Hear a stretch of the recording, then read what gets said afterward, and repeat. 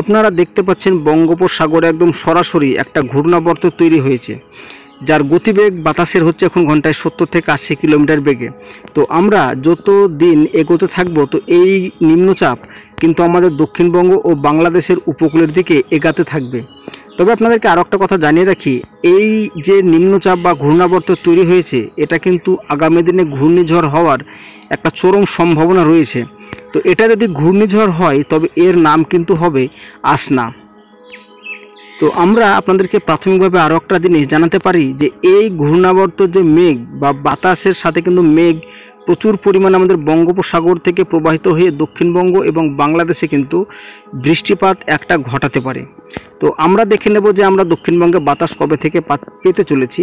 দেখতে পাচ্ছি সোমবার দুপুর বেলা থেকেই কিন্তু আমাদের দক্ষিণবঙ্গ ও বাংলাদেশে বাতাস কিন্তু দমকা শুরু হয়ে যাবে।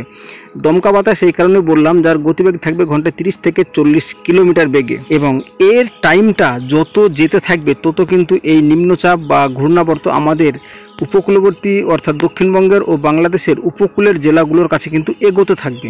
তো আমরা যেটা প্রথমে দেখতে পাচ্ছি যে এই বাতাসের গতিবেগটা কিন্তু সোমবারের দিনই আমাদের কমে যাচ্ছে দক্ষিণবঙ্গ থেকে। তো এবার আপনাদেরকে দেখিয়ে দেবো যে এই ঘূর্ণাবর্তের জেরে আমাদের দক্ষিণবঙ্গে কতটা বৃষ্টি পেতে চলেছে। তো এই ঘূর্ণাবর্তের জেরে আগামী কয়েকদিন দমকা বাতাসের সাথে কিন্তু হালকা পাতলা বৃষ্টির একটা সম্ভাবনা রয়েছে। তবে আপাতত দক্ষিণবঙ্গে ভারী বৃষ্টিপাত আমরা এই মুহূর্তে লক্ষ্য করতে পারছি না। সোমবারের দিনও কিন্তু দমকা বাতাস আমরা দেখতে পাচ্ছি, সেই সাথে কিন্তু হালকা পাতলা বৃষ্টি দেখতে পাচ্ছি।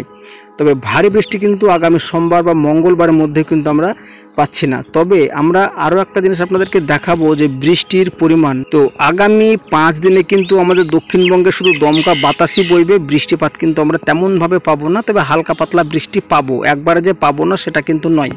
তবে বৃষ্টিপাত থাকছে বিক্ষিপ্তভাবে উত্তরবঙ্গে, তবে মাঝে মধ্যেও কিন্তু দমকা বাতাসের সাথে বৃষ্টি থাকবে।